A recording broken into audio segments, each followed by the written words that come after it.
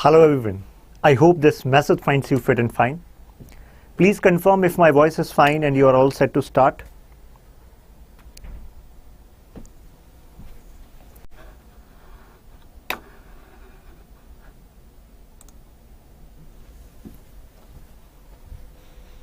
All set?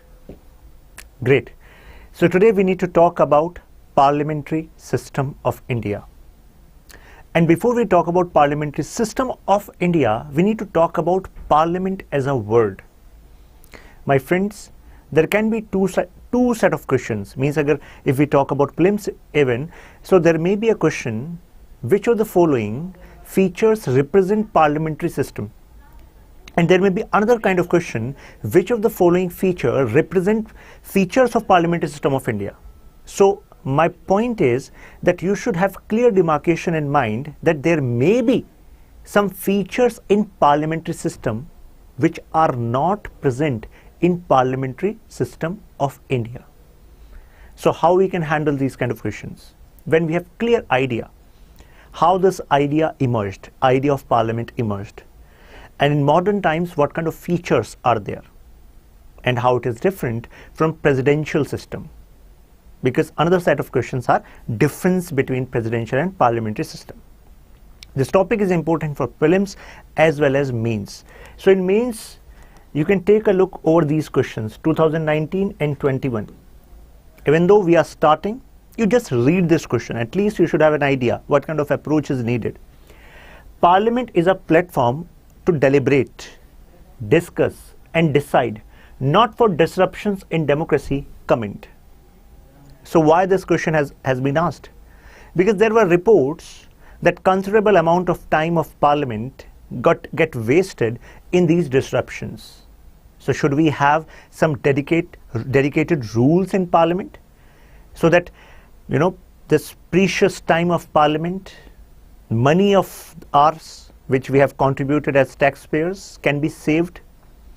So it means the question in means would be around major debate. One set of question is on debate. Okay. Other kind of questions are on principles and provisions as well.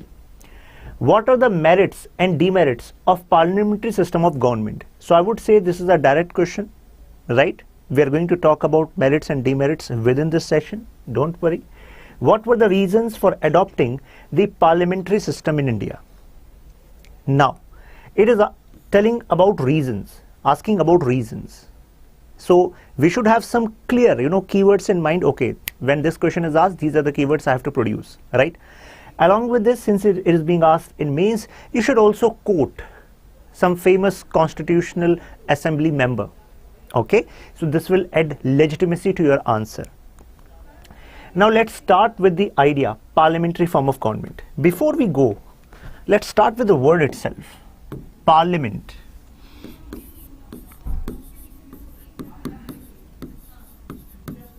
And in between, I'm going to raise some questions, right? And you have to answer in comments, okay?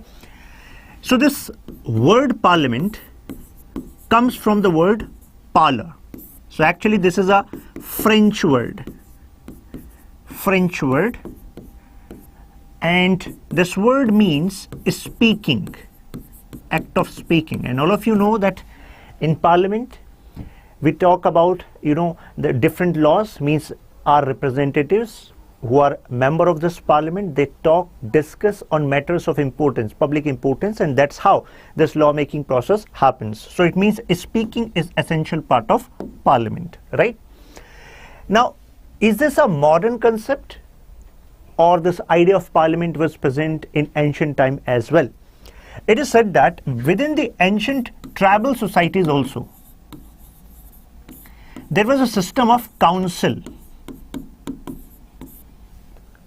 In Hindi, council word is known as parishad. So council, it means you will have members from the tribe and they will discuss matters of importance for the tribe. And this discussion, the conclusion of this discussion is then presented before, you can say, head of the tribesmen, head of the tribe. right? Now in Parliament we also have houses. For example, in case of India we have Lok Sabha, we have Raj Sabha. After this deliberation, matter is presented before Honorable President, who is the head of the state for India, right? So it means it is an ancient concept, but it has, you can say, fine-tuned within this process, and in the modern time it became one of the most popular concept, okay, of polity. Now please remember, the concept of parliamentary system is associated with democracy. So consider there's a statement asked by UPSC, and UPSC says that parliamentary system can only be connected with the idea of democracy. It means parliamentary system is present only in one form of government, that is democratic form of government. Do you think that statement would be true or false? Come on, in comments. And you can share this video with some of your friends or groups so that they can also engage, and we can actually gauge, have some competitive environment here. Let's see how you people are actually connecting with these concepts. Come on. Answer is yes. You know why yes? Because when I am saying parliamentary system, so there is a parliament, okay, in which there are representatives, and representatives of whom? People. So if people are electing their representatives, this is possible only in case of democracy, right? So I think one thing is clear to you. Now let's go to the second check. Consider that this is a house, okay? House means I'm talking about legislative house, okay, where law making process happens. And these are people. We are here, okay? And we exercised our right to vote, and we elected some representatives in this house, okay? Now, if this legislative house is there and there are representatives elected by people, is it mandatory that this will be a condition of parliamentary system? Is it mandatory? Is it yes or no? Means, is it mandatory? I'm having this a particular approach to this topic because the kind of questions UPSC is asking nowadays are not that direct in nature. These questions are having analytical bend, right? So we need to think ahead how statements can be molded to actually get students under trap. Okay, now tell me, it will be mandatory or not? Yes or no? Come on, in comments. So those who are saying yes, my answer is no. It is not mandatory. Why? Take example of USA. In case of USA, they have seen it. They have House of Representatives. So the members of the Senate, House of Representatives, they're elected by the people. But what we call USA, a parliamentary system of government? No, we call it presidential form of government. So from this discussion, what learning you got? Learning is that this is just one facet of parliamentary system. Just presence of this setup in legislative process does not mean it is mandatorily parliamentary system. If you are clear about this now, mention clear in comments. Okay. Now I think second learning is complete. Now, so parliamentary system has some other names as well, and you should be aware of these names. What are the other names? Can you just mention in comments? So along with this, we have cabinet system, we have responsible government. There's another name, responsible government. And please remember, the word responsible here is not, should not be read in common parlance. Means in common parlance what you consider as responsible. If something is told you that you have to do this and you are doing that, you are considered responsible. But when we talk about form of government, the word responsible is not just about doing things what people are expecting. Okay, it is more than that. We are going to talk about it. Responsible. Another name is Westminster. Westminster form of government. Okay. Now, there are two words which need to be clear in your mind. One is HOG. Okay. I'm talking about head of government. Another is HOS, say head of the state. And please remember, these are not the standard abbreviations. I'm just making them so that they can be fixated in your mind.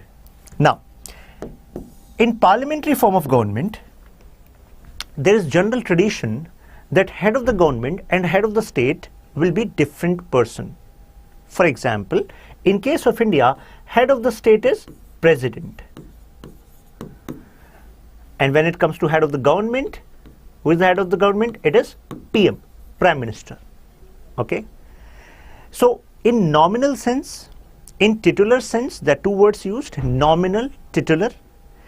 President is the head of the state, or if we talk about the seniority, who is senior, president or prime minister, whose position is considered higher.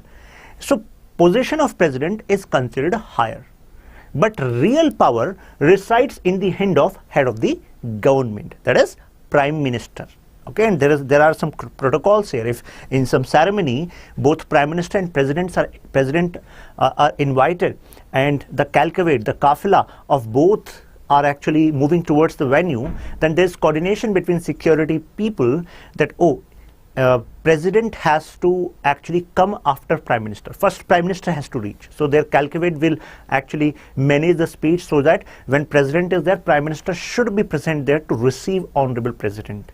Okay, and when they have to move out of this venue, first president will go and prime minister will stand, and then prime minister will leave. Okay, so titular sense, president is the head, you can say senior. Okay, this is just to make you remember, but there are other connotations to this system as well. We are going to discuss that. Okay, so I think these words are quite clear to you. Now, constitutional monarchy,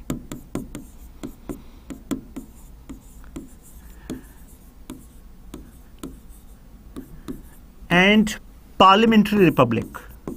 These two words also need to be clear in your mind. Parliamentary republic. So what is the difference? Take example of Britain. So in case of Britain, head of the state is queen, yani a crown, right? So it means head of the state is not elected by the people, right? So that is why constitutional monarchy. Okay, but in case of parliamentary republic, for example India, head of the state means president is actually there by election. There's an election process to that. Okay, indirect election means we elect our representatives in Lok Sabha, in Vidhan Sabha, it means state legislature, then they people actually engage into election of president. So ultimately this position is related to election by the people, but same is not the case in constitutional monarchy. Okay, so I hope the discussion we had on these terms till now is clear to you, right? If it is clear, mention yes. Clear? Great. Now, when I use the word parliamentary system, so what do you think it means? Is it just about parliament, or it is more than that? Because I'm using the word system. And system word means there are some elements here, and these elements are interconnected with other elements in a predetermined manner. For example, parliamentary system, say at the level of center, has Lok Sabha, Rajya Sabha, President as component, and there as well we have some elements of election to the Lok Sabha, election to the Rajya Sabha, election of President. We have other elements like which particular person, means in Rajya Sabha, which kind of powers are with Rajya Sabha, which kind of powers are with Lok Sabha. So it means this is called a system, right? So we have parliamentary system at the level of center as well as state. Please remember, we don't have parliament at the level of state, but parliamentary system, it means there as well we have a legislative body, state legislature, which is responsible for making law for the people of state on a matter for which they are empowered to make law as per 7th schedule of Indian Constitution, state list as well as in some areas concurrent list. This discussion we had before also, but you should be clear in mind, at state we have parliamentary system but not parliament. Okay, so with respect to the center, we have 74-75 talking about this parliamentary system at center. Here we have 163-164 talking about parliamentary kind of system at the level of state. Okay, now what is the difference between parliamentary and presidential form of government? So let's discuss them one by one. Number one, directly elected by the people. It means president is directly elected by the people. So presidential form of government, for example USA. So Joe Biden got elected directly by the people. But in case of India, can we have someone in the house who can say that yes sir, I have voted in the presidential election? Do we have someone? Because if you have voted in presidential election, it means you were part of electoral college of president. It means those people who can vote in the presidential election, and only who can actually vote in presidential election in India. Members of Lok Sabha, elected members of Lok Sabha, Rajya Sabha and state legislature, elected ones, right? We are going to discuss this in detail when we talk about president. But the point is, since none of us, I'm considering that none of you were part of state legislature of, Lok Sabha, Rajya Sabha. So in this case, you have not voted in presidential election, right? In case of parliamentary form of government, prime minister is from the majority party, Please remember, there is no election for the position of prime minister in India. No election for the post of prime minister. That is why if UPSC make a statement that prime minister in India is elected for the position for 5-year term, then you need not to actually sway in your, you can say, emotions.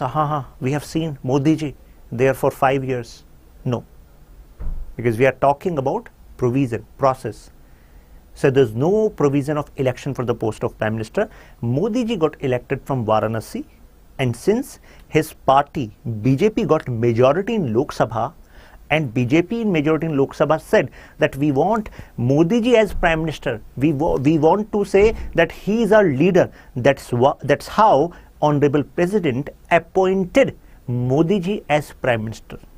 My friends, you need to be very clear about these words: appointed, elected.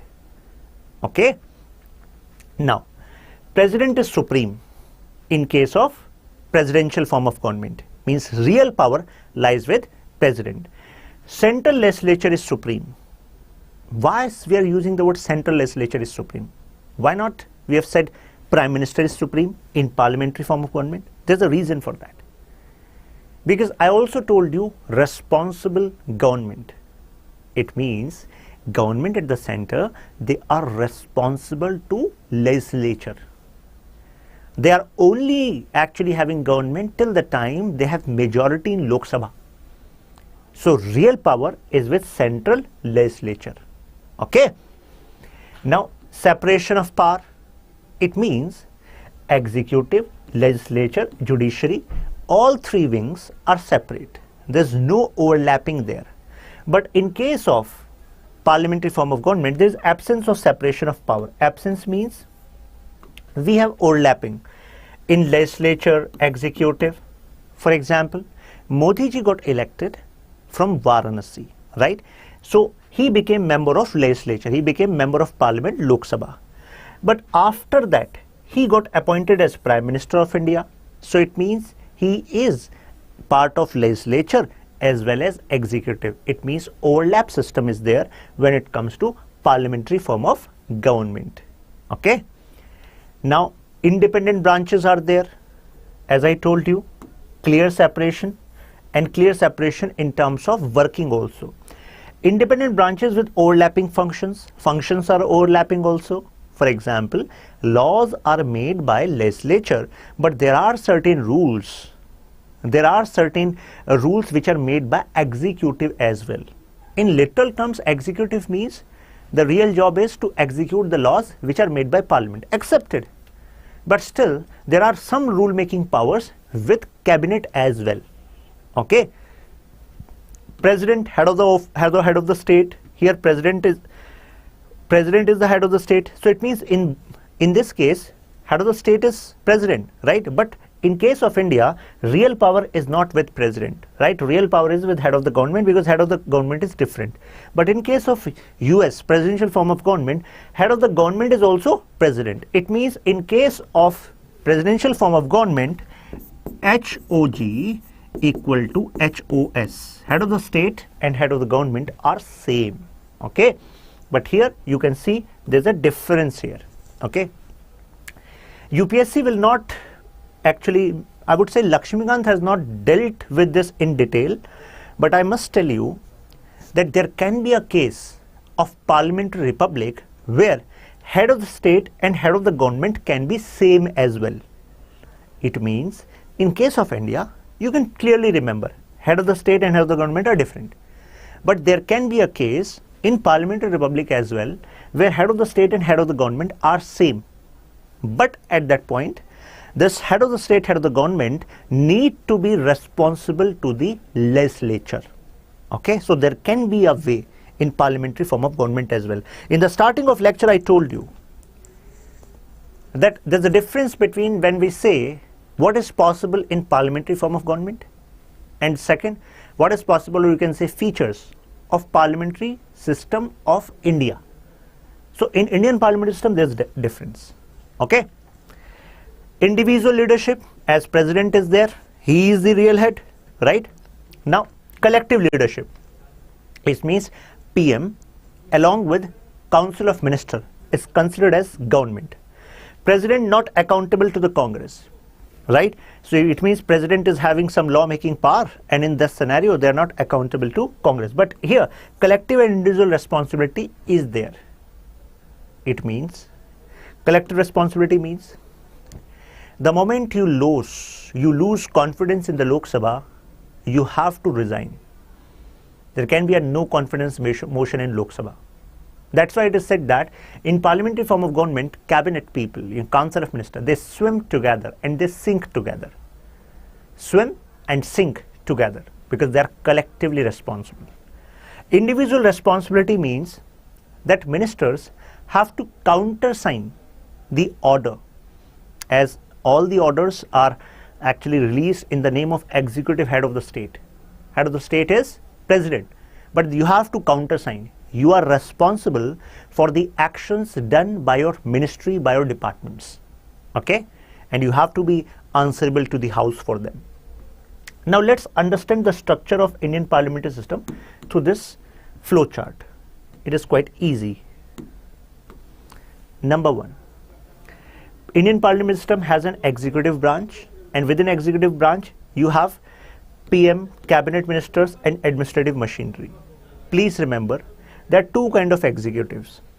You have permanent executives and you have temporary executives. Since you are preparing for civil services, you will be part of this permanent executive. But these cabinet ministers, these ministers, they are part of temporary executive. You have to give exam in life for one time, you have to clear it, but they have to appear in exam every 5 years. Elections, right?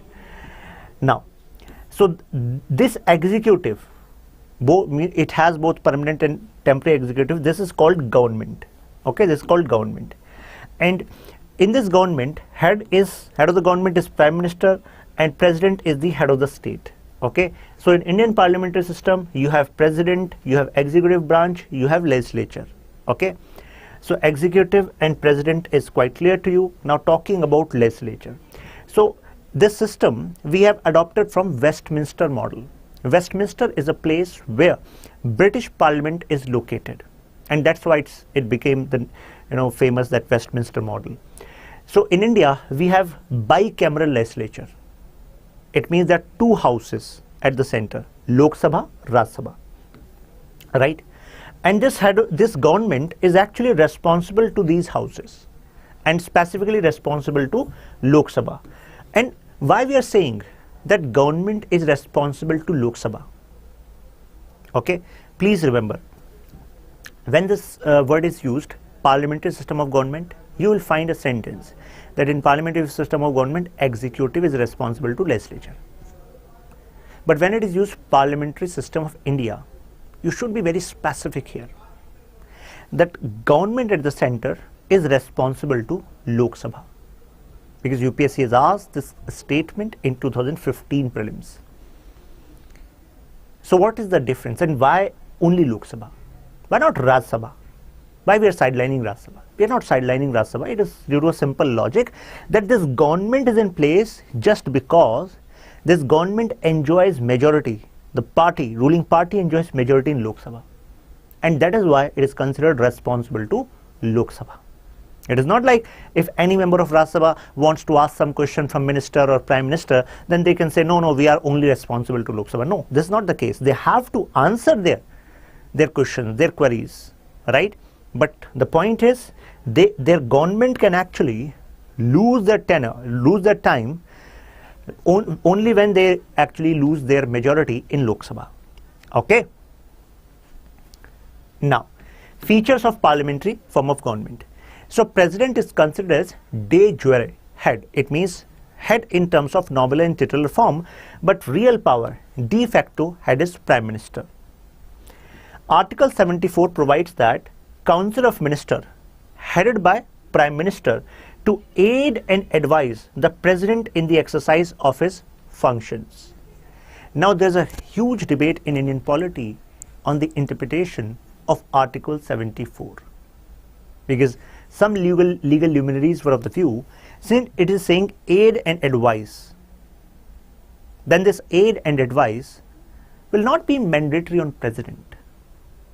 What does it mean? It means that if I am the President, okay, consider you are part of Lok Sabha, Raj Sabha, so you have passed this bill, okay, and this bill has been passed by Lok Sabha, Raj Sabha, and present before Honorable President. Okay, now I have a choice that I can sign this bill and it will turn into an act.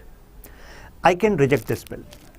Okay, I can resend this bill, reconsideration, that you just check this bill again and I have some recommendations to be made. Or I can just put this bill on my desk. I'm not going to do anything. Okay, we are going to talk about these choices when we talk about President.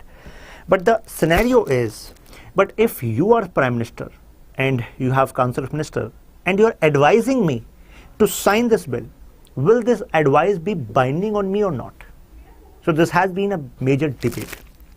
So in this scenario, the major consensus was that since we are talking about parliamentary system of government and the Prime Minister and Council of Minister enjoys majority in Lok Sabha, it means they represent the will of people. And in democracy, who matters? Will of people matters, right? That is why it was interpreted, yes, this advice would be mandatory in nature. But please remember, there are some cases in which President can actually took other paths as well. We are going to discuss them when we talk about veto power of Honorable President, okay, when we talk about executive. But in general, it is considered this advice is binding. Okay, so if it is clear, until now everything is clear, mention yes in comments. Now second is majority party rule.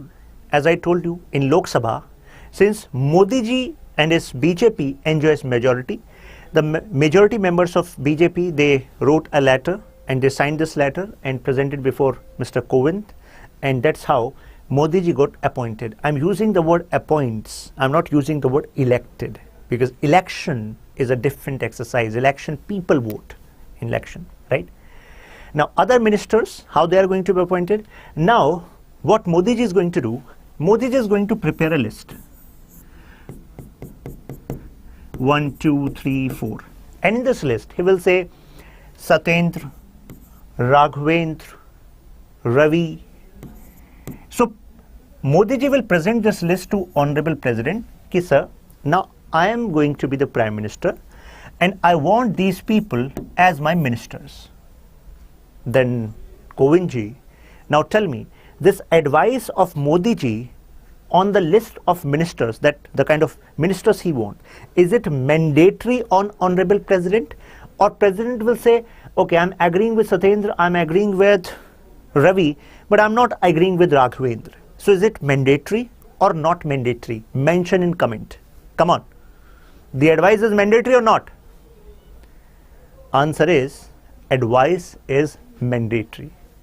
President cannot pick and choose who is going to be minister or not. It is solely power of Honorable Prime Minister, because it is considered his cabinet. So he has right to choose his cabinet and deliver on the promises made. Okay? So other ministers are appointed by the President on the advice of Prime Minister. On the advice. Okay? But advice is mandatory. Now, what if no single party gets majority in Lok Sabha? What is going to happen then?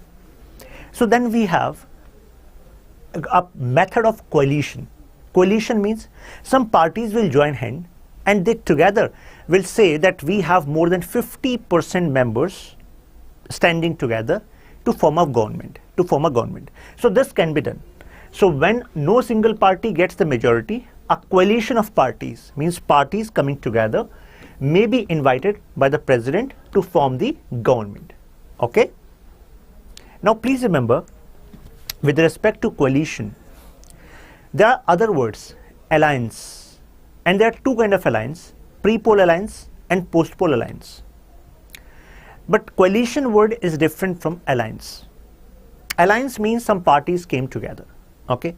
Pre-poll alliance means now elections have to happen, but before that some parties have joined their hands and they are considered alliance. For example, in recent UP elections, Samajwadi Party and some parties, for example, Lokdal, famous party, Lokdal, they joined hands. Some other small parties are also with them. So this is pre-poll alliance. Okay? Now it may be possible that after election, some parties were actually fighting alone, but after election they found, oh, we are short of making, we are short of majority, and we need some other parties to come with us. So if they make alliance, then that is considered as post-poll alliance, right? Opportunity, you can say, is seen that we can form a government. Then the word coalition, it stands for when they are ready to form government. Okay? And when it is accepted, yes, they are forming the government, they have more than 50% seats in their favor, then government can be formed. So that kind of government where more than one party has come together or are together, then that is called coalition government. Okay? For example, the government as of now, although BJP has more than 50% seats in Lok Sabha, but BJP decided earlier that we are going to fight election in 2014, 2019 both with some other parties, and that is why they call their alliance as NDA, okay, National Democratic Alliance. Similarly, in Congress case, in 2004, 2009 they won the elections, general elections, so they were having their own alliance, UPA. But when they form government, then we call them coalition. Okay? Now, collective responsibility. I told you they swim and sink together, right? And responsible to Lok Sabha. No confidence motion can start against them. The ministers are collectively responsible to the Parliament, general, Lok Sabha in particular. Okay? Article 75, they act as a team and swim and sink together. I've already explained this to you. Lok Sabha can remove the ministry, that is Council of Ministers headed by Prime Minister, by passing vote of no confidence, right? You should understand the logic. Consider there are 100 members in the house, total strength is 100, okay? And Ravi has formed a party, and that party is having, say, 52 people. So Ravi's party has 52 people and they got elected. So Ravi can actually form the government. So Ravi has formed the government. Congratulations, Ravi. But what happened? After some time, after 6 months, 4 members of Ravi's party, they have resigned. Now at this point of time, how many members Ravi has in Lok Sabha from his party? So you can see that we have only 48. So 48 is 2 less than absolute majority, because for forming government and to remain in power, you need more than 50, right? 50%, more than 50%. So in this case, what is going to happen? That opposition member can actually present this no confidence motion. So obviously, if more than 50% members are not supporting Ravi's government, then it means Ravi has no ground to be Prime Minister, right? So this can only happen in case of Lok Sabha, because in Lok Sabha, people directly elect members, right? In case of Rajya Sabha, the members are elected by members of state legislature, means MLAs of different states vote for MPs in Rajya Sabha. We are going to discuss this in detail in Parliament chapter, but now we should remember we are talking about parliamentary system and its features. Another is political homogeneity. It means, say in case of Ravi, so Ravi's party got 52 seats and that's how he formed the government. So it means Prime Minister and Council of Ministers, they will agree on lot of issues. They have some common views, common agendas in mind. So Council of Ministers belong to the same political party and hence share the same political ideology. Okay, what is going to happen in case of coalition? What is going to happen with political homogeneity then? Because we are talking about feature of parliamentary system. So parliamentary system says that if some parties are coming together, okay, say this is red party, there is another party, and we have another party representing from green color, right? So they are together forming the government, but they have to come together. They have to come on consensus. That's the only way to run government. So it means political homogeneity will be maintained through consensus between different parties. Okay. Then we have double membership. It means you will be part of legislature as well as executive, as I gave you example of Modi ji, right? A person cannot be a minister without being a member of the parliament, but there is an exception to that. For example, say Satyendra. So Satyendra got a call tomorrow morning, right, from Prime Minister's office. Satyendra, we are hugely impressed by your intellect, and that's why we want you to head our Ministry for Youth Affairs. Okay, so can actually Satyendra join that? So Satyendra can join that without being member of Lok Sabha, Rajya Sabha, but this can happen only for 6 consecutive months. Before 6 months end, Satyendra has to be part of either Lok Sabha or Rajya Sabha, or should resign from the post of minister. Okay, so this can happen. Leadership of the minister. So minister is considered as the leader. Although this word prime minister is coming from the word primus inter pares, and it means, you can say, main among equal. Means in responsibility you are main, but when it comes to stature you are equal. But if we look into the case of British parliamentary system, we find that their prime minister is quite strong than other members of council, members of council of minister. So that is why British system is also called as prime ministerial system. And similarly in case of India, prime minister holds the real power, and that is why we can also say prime ministerial government. Okay. So he is the leader of Council of Ministers, leader of the Parliament, and leader of the party in power. Okay. Dissolution of the lower house. I'm making a statement, you have to tell me statement is true or false. Executive has power to dissolve legislature. The statement is true or false? Come on. Executive has power to dissolve legislature. Statement is true or false? Statement is true. What is the meaning of this dissolution? Dissolution means, consider we had this election in 2020 and now we have for 5 years these members are going to be part of Lok Sabha. But it may be possible before the completion of 5 years, the Honorable Prime Minister along with Council of Ministers advise Honorable President, sir, we want re-election. President would say, sir, abhi, we just had completed just 4 years. The 1 year left to the Lok Sabha. So then they will say, no, sir, the circumstances are such that we want election to take place now. So in this case, President can dissolve Lok Sabha. Okay. So the lower house of the Parliament, Lok Sabha, can be dissolved by the President on recommendation of Prime Minister. Dhyan rakhiyega, before the expiry of the term and hold fresh election. Okay. And please remember, the word term can only be used with these member of legislature, that as a Lok Sabha MP has a term of 5 years. Lok Sabha has term of 5 years. In case of Rajya Sabha MP has tenure of 6 years, but Rajya Sabha does not have any term. Because Rajya Sabha is a permanent house. It can never be dissolved. And how this concept was made and how this work, we are going to talk about it in Parliament chapter. But please remember the difference of the using word term. Because Minister, Prime Minister, they don't have any term. Because they can be changed, they can be removed from their office at any point of time. For example, Satyendra, your class member, he got a call from PM office now that you can be a member, Minister for Youth Affairs.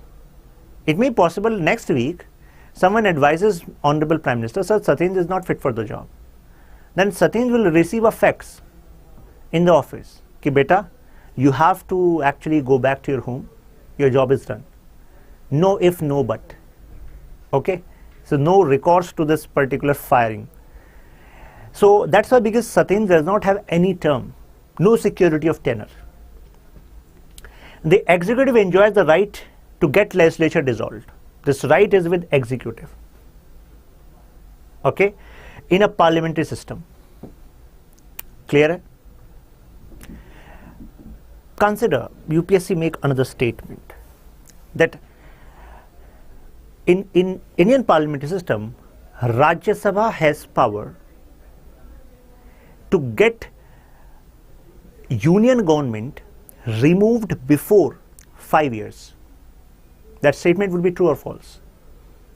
That statement would be false. Because I've just told you, collective responsibility. Who has collective responsibility? Towards means executive has collective responsibility, means government has collective responsibility towards Lok Sabha. Okay, because they have majority from there. Now, features of presidential form of government. This is important because matchmaking kind of questions are asked. American president both is the head of the state and head of the government. I've just told you in case of Joe Biden. Ceremonial position is called head of the state and the executive organ is called head of the government. So both is same. Now president is elected by an electoral college for a fixed tenure of 4 years. Please remember, in case of US, they have tenure of 4 years and that is fixed. It means Joe Biden can only be removed in case of impeachment, when impeachment is done. Okay. But in case of India, Prime Minister does not have any secure tenure. He may continue for 5 years, say, if majority confidence of the House is there, but no security of tenure. In case of US President, there cannot be any case of no confidence that now we have passed this bill that more than 50% members are saying that Joe Biden, we don't want Joe Biden, and then Joe Biden can be removed. No, Joe Biden will say, just look into our polity. You don't have these kind of powers. You can only impeach me. An impeachment process is quite tricky one. You have to prove. So he cannot be removed by the Congress except by impeachment or a grave unconstitutional act. Okay. The president governed with the help of cabinet or smaller body, kitchen cabinet. We are talking about presidential form of government. So cabinet सबसे पहले you should be clear that when it comes to cabinet, there is no double membership there. It means the ministers there, for example, minister of, they use the word Secretary of State for Defense, right? So in that case, they are not necessarily they're not part of Congress, or they're not part of Senate. Okay, because in take example in case of Trump, so he picked some CEOs of top MNCs as part of his cabinet. Okay, this can be done. This liberty is with US president. Okay, and this word kitchen cabinet, please remember this word is not official word. Kitchen cabinet means the people in inner circle, trustworthy people. Okay, do we have this system of kitchen cabinet in Indian context as well? So in Indian context, some prime ministers in Indian history have actually acted in a manner where some people who are not part of legislature, who are not part of government, but these people were advising Honorable Prime Minister on crucial matters. So in that sense, this is called kitchen cabinet. For example, in time of Manmohan Singh, it is said that one person, Mr. Ahmed Patel, who was a political advisor of Sonia Gandhi ji, so he was actually a person who used to play the game behind the curtain. Okay, in time of Rajiv Gandhi, there were some technocrats also. For example, Mr. Sam Pitroda and others. So they were not part of government, but still they were so close to the Honorable Prime Minister that Honorable Prime Minister used to listen to their advice, right? So this is called unofficial, you can say, system. Now, advisory body, non-elected department secretaries, as I told you, means they have this power to have their own cabinet. President and his secretaries are not responsible to the Congress for their acts. But in case of India, ministers are responsible. I told you, individual responsibility, right? President cannot dissolve the House of Representatives. But in case India, executive can advise, means Honorable President to dissolve Lok Sabha, it can be done, right? I think differences are clear to you now. Separation of powers, I told you, legislative, executive and judicial branch are separated in terms of membership, in terms of power. So now the differences which we have discussed are mentioned here also. Okay, you can take a look over them. Now, what are the merits? In case of parliamentary system, one merit is situation of conflict between executive and legislative branch are less. Why? Consider some MPs are apprehensive on what government has done in COVID times. Okay, you have some grievances in your mind, government has done nothing, government has done that. So some people are having these grievances. So in case of separation of power, you will have these grudges, grievances in your mind, and executive is a separate body, not answerable to you. But in case of parliamentary system, these members of legislative branch are also present here. Okay, temporary executives are also present here. So now you can ask them questions. You can engage with them debate in legislative branch as well. And by talks, by discussion, many problems get resolved, conflict get dissipated. So harmony between legislation and executive just because of the model of parliamentary form of government. Okay. Then responsible government, told you that they are responsible to Lok Sabha. They can lose their government if majority is not there. In case of presidential system, conflict between legislature and executive may continue. I remember in Donald Trump's time, there was a breakdown between legislature and executive consensus for around 100 days. It means there was a time when legislative branch was not ready to actually allow Donald Trump to spend money from their consolidated fund. And you know that no country, no system can work without money, right? You have to pay salaries, you have to pay for development work. So that was a kind of crisis, government crisis, or you can also say constitutional crisis, due to this conflict between legislative and executive branch. So in that context, you can see, yeah, Indian system seems to be better, right? Now no responsible government, it means once Biden has been elected for 4 years, now he knows that his government will be there until unless there is grave unconstitutional act or impeachment which becomes success. Okay. Prevents despotism. Prevent despotism means no matter you are a prime minister, but you have to be answerable to in Lok Sabha. Questions will be raised and you have to answer. Okay, but in case of this may lead to autocracy, because legislative branch cannot actually, you are not responsible to legislative branch. Now, wide representation. Wide representation, why? Because within the lawmaking process as well, consider the plurality in Indian society, right? Different areas, different views, different aspirations. So all of them, when they are present in legislation and they're asking their questions, they're bringing their perspective before government, so new ideas can come up. So wide representation in lawmaking process. Here, narrow representation is there, because in some areas, president has the ultimate power with respect to federal issues, right? So I hope merits and demerits are clear in comparative manner here, right? Now let's talk about parliamentary system demerits and merits in that context of presidential form of government. If you just remember the logic, I'm not saying that you just cram. If you remember the logic, you connect with the essence of polity, then you can easily answer the question which was asked by UPSC. I showed you in the starting. Unstable form of government. Unstable, why? Because of some people, like happened with the government of Ravi. 4 members of parliament get defected to other party, they resigned. So what happened? His government actually got into minority, and that's how he has to resign at that point of time. But in case of presidential, you have stable government. Now some of you might be thinking, sir, what is the demerit then? If Ravi had to resign, let Ravi resign. What people have to actually worry about it? The reason is, if we have continuous unstable government, then you have to bring elections again and again. This will create election fatigue on our machinery. Huge, money is spent on that, public's money. Apart from this, you should also know that if unstable government is there, then there will be no policy consensus, coherence. Because investments, market, they believe in policy stability. Right? If they're not sure of which government is going to come, they will not be sure of kind of policies this government is going to make. Right? For business also, stability of government is necessary. No continuity of policies, as I told you. Consider we started this Bharat Mala project, Sagar Mala project, Make in India campaign. So we have a view, okay, this is going to be achieved in this point of time, and IS officers, every other part of this machinery is going to work for achieving this goal. But if there's unstable government, so it may be possible after 2 years, now new government is saying, no, we want to shell these programs. We are not going to focus on this. Let's make another program. So the efforts you have made, consider you have to go say 1,000 miles and you have already gone 200 miles. And now you are changing the direction altogether. Don't you think that investment of capital, the investment of labor will be lost to some extent, right? So that is a demerit. You can quote examples also in your answer.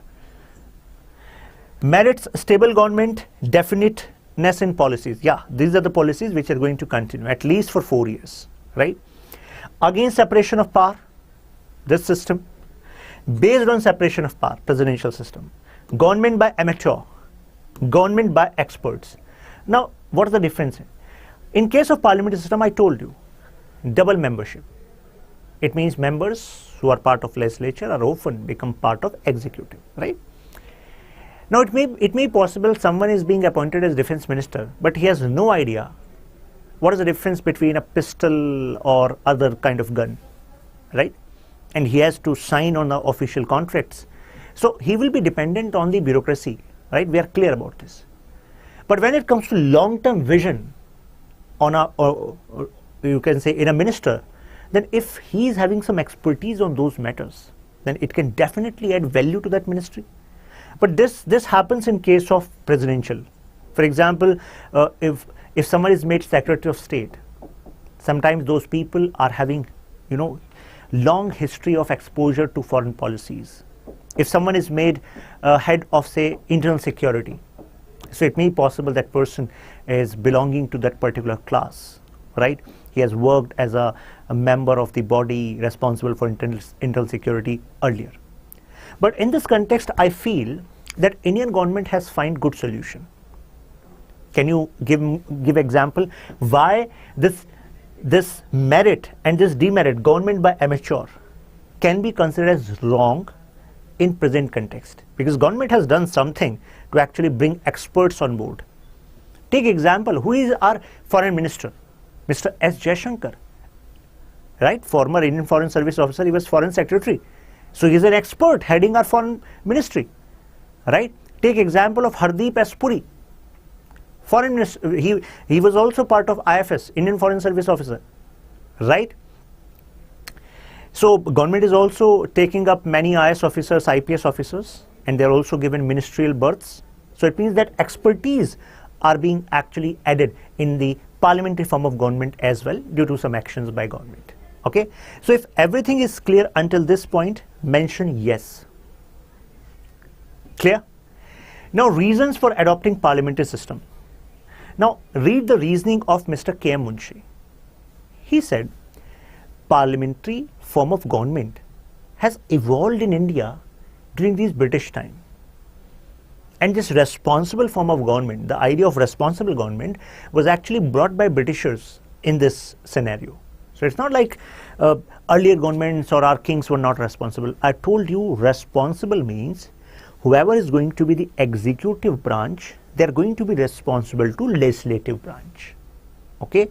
So this idea was having huge potential, good workability, and that is why Mr. K. M. Munshi was of the view, let's adopt this idea as well, na? Parliamentary form of government. Why we want to invent new idea or bring any idea which is not actually, which Indian system has not having any experience of, not having any experience, why we are going to have that? Okay, so this is the statement which he made. You can use the statement in your answer. Reasons for adopting. So since a question is going to be asked, as a question was asked in 2021 as well, so you need to remember these words. For example, number one, familiarity with the system. This was the core reason, one of the core reasons. It was working fine. Second, preference to more responsibility. Because without responsibility, there can be a scenario of autocracy, which we never wanted, because we were recently getting independent. Need to avoid legislative executive conflict, like happened in Donald Trump's time in US. We did not wanted these kind of conflicts. Nature of Indian society, as nature of Indian society is plural, right? Different areas, different challenges, different dimensions. So now different ideas should come into parliament. They should engage, debate, put pressure on the government so that government can actually work in that manner. And this is only possible in parliamentary form of government, right? So distinction between Indian and British model. So earlier we did a distinction between US model and Indian model, right? But in case of British model, Britishers also have parliamentary form of government, India also has parliamentary form of government. Then what is the difference?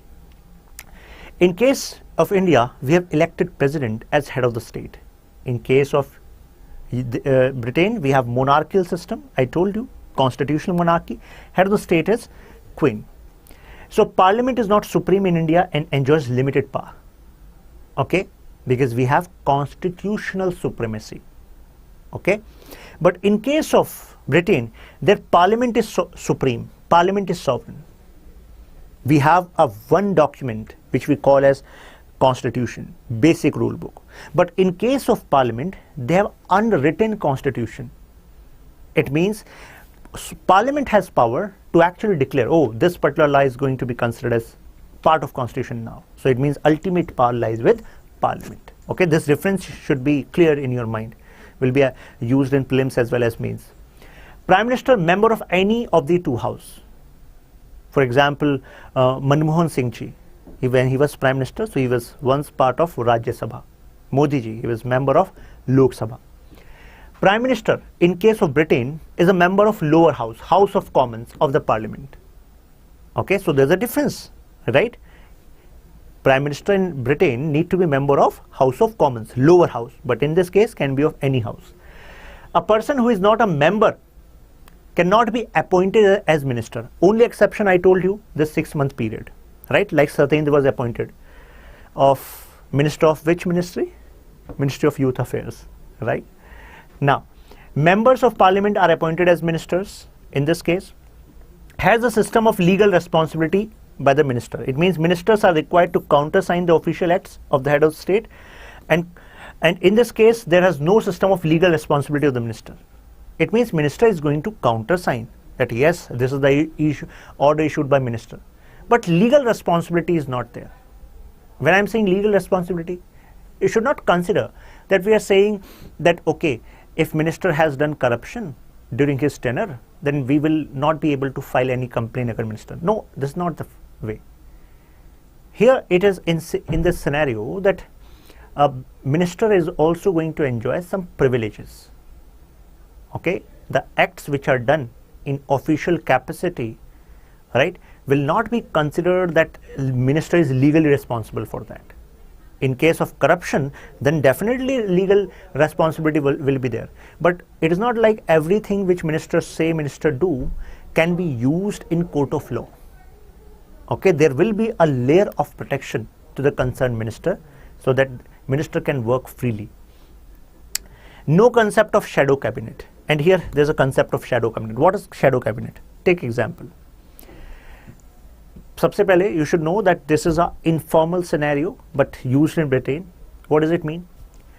That in 2019 election, we had two major parties fighting, but we know one party won, right? And now they have appointed, say,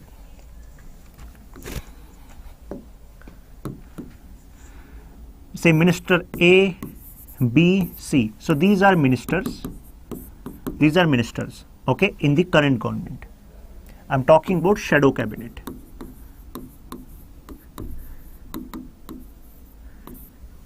Now, this is the current government. Now, there can be a case of opposition. Opposition wants to put pressure on the government, and opposition also wants their own people to actually prepare when their turn comes. Okay, so what they are going to do, they are going to make shadow ministers. Means they are not actual ministers. They are just given this responsibility that you have to keep an eye. For example, Ravi. For example, Sneha. For example, Rohit. So they are given responsibility that all of you need to keep an eye on A, you have to keep an eye on B, you have to keep an eye on C. So eye on what? On this person? No, the ministry. You should read the policies they are making.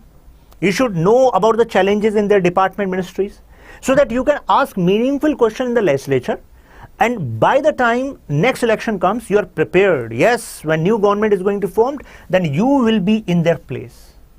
Okay, so this is the concept of shadow cabinet. This is not used in India. If you are clear about this, mention clear. Now, at the end point, I would like to ask this question from you. What do you think? Should we adopt presidential system now? Because presidential system has some benefits as well. We discussed them. So you need to comment below. And those who think, oh, this seems to be a offbeat question, not going to be asked. That should not be your thinking, because UPSC can ask this question in mains. Okay? That how presidential system can be considered as better in Indian context. So you should think on this, considering the differences which we discussed in this video. I hope it is clear in your mind. You can check the PDF in this Telegram group, Shashank Tyagi for you. I'm available on Instagram, Twitter.